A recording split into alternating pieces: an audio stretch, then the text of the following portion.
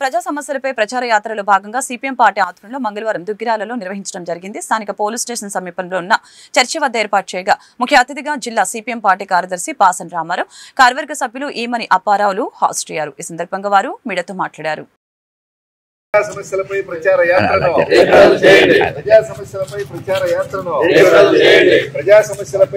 యాత్రను తగ్గించాలి, అధిక ధరలను తగ్గించాలి. 4 నెలలు కూడా కాలేదు, 5 నెలలు కూడా కాలేదు, మళ్ళీ జెండాలు తీసుకుని బయటకు వచ్చి గొడవ చేస్తున్నారు ఏంది అని చెప్పేసి అడుగుతున్నారు. కరెక్ట్ వాళ్ళు చెప్పింది. వాస్తవంగా 4 నెలలు అయింది. కరెక్ట్ గా 5వ నెలలో ప్రభుత్వం ప్రవేశించింది. కేంద్రంలో నరేంద్ర మోడీ 3వ అధికారంలోకి వచ్చాడు. ఆయన అధికారంలోకి రాకముందు ఏం చెప్పాడంటే, మేము అధికారంలోకి వస్తే నిత్య జీవిత అవసర సరుకుల ధరలన్నీ తగ్గిస్తాను, ప్రజలందరికీ ఉపాధి కల్పిస్తానని చెప్పేసి చెప్పాడు. ఎన్నికలు అయిపోయినటువంటి ఈ 3 నెలల కాలాన్ని పరిశీలిస్తే బియ్యం, కందిపప్పు, నూనె, చింతపండు అన్ని ధరలు విపరీతంగా పెరిగిపోయింది. మామూలుగా పెరగల. పెట్రోల్, డీజిల్ ధరలు కూడా పెరిగిపోయింది. కానీ విచిత్రం ఏంటంటే అంతర్జాతీయ మార్కెట్లో క్రూడ్ ఆయిల్ ధరలు తగ్గినాయి. క్రూడ్ ఆయిల్ అంటే ఏంటి? గ్యాస్ దాంతో తయారు చేస్తారు, పెట్రోల్ దాంతో తయారు చేస్తారు, కిరోసిన్ దాంతో తయారు చేస్తారు. మరి క్రూడ్ ఆయిల్ ధరలో డీజిల్ కూడా దాంతో తయారు చేస్తారు. మరి క్రూడ్ ఆయిల్ ధరలు తగ్గితే అంతర్జాతీయ మార్కెట్లో మనకు పెట్రోల్ ధర తగ్గాల. ఎంత తగ్గాలో తెలుసా? 18 రూపాయలు తగ్గాల. లీటర్కి 18 రూపాయలు తగ్గాల. ఏం తగ్గించబట్లా. కమర్షియల్ గ్యాస్ సిలిండర్ ధరల్ని బాగా పెంచారు. కాబట్టి అంతర్జాతీయ మార్కెట్లో తగ్గినా కూడా నువ్వు తగ్గించవు, ధరలేమో కంట్రోల్ లేకుండా పెరిగిపోతున్నాయి.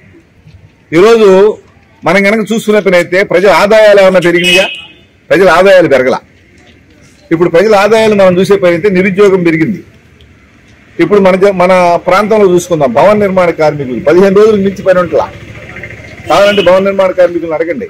కారణం ఏంటంటే ఇసుక అప్పటికి ఇప్పటికి తేడా లేదు. చంద్రబాబు నాయుడు గారు ఏం చెప్పాడు? మేము అధికారంలోకి వస్తే ఉచిత ఇసుక ఇస్తామన్నారు. ఉచిత ఇసుక ఇస్తామని చెప్పి ఈరోజు ఇసుక రీచ్ల్లోకి వస్తే తంతామని చెప్తున్నారు వాళ్ళే కార్యకర్తలు. అంటే ఇంతకుముందు బాగా తిన్నారు కాబట్టి ఇప్పుడేంటి, అప్పుడు వైసీపీ వాళ్ళు తిన్నారు, ఇప్పుడు టీడీపీ వాళ్ళు తింటున్నారు.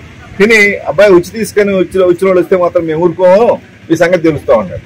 మరి చంద్రబాబు నాయుడు ఏమన్నాడు? ఇసుక దగ్గర ఎవరన్నా డబ్బులు తీసుకుంటే మాత్రం మేము ఊరుకోమని చెప్పేసి చెప్తున్నాడు. మరి ఇసుక మాత్రం ఒక ట్రాక్టర్ ఇసుక 7,000 అవుతుంది. కృష్ణానది నుంచి మనకు ఉచితలకి 7,000 అవుతుంది. మరి అప్పటికిప్పుడు తేడా ఏంది? ఏం లేదు. అదేవిధంగా మద్యం అంటే మందు. ఇప్పుడు మందు అంతకుముందు 30 రూపాయలు అమ్మే ముందు 90 రూపాయలు అమ్ముతున్నారు. నాసిరకమైనటువంటి మద్యం అమ్ముతున్నారు. ప్రజలు ప్రాణాలకు ముప్పు ఏర్పడింది, కిడ్నీలు చెడిపోతున్నాయని చెప్పేసి అన్నారు. ఇప్పుడు మందు ఏమైనా బ్రహ్మాండమైన మందా? ఇప్పుడు కొత్త షాపులు వాడుకోవడానికి డిపాజిట్ రూపంలో 18,000 కోట్ల రూపాయలు ప్రభుత్వానికి వచ్చినాయి. ప్రభుత్వానికి 18,000 కోట్లు వచ్చినాయి. అంటే మద్యాన్ని ఆ ప్రభుత్వం అయినా ఈ ప్రభుత్వం అయినా ఆదాయ వనరుగా మార్చుకుంటుంది తప్ప ఆదాయ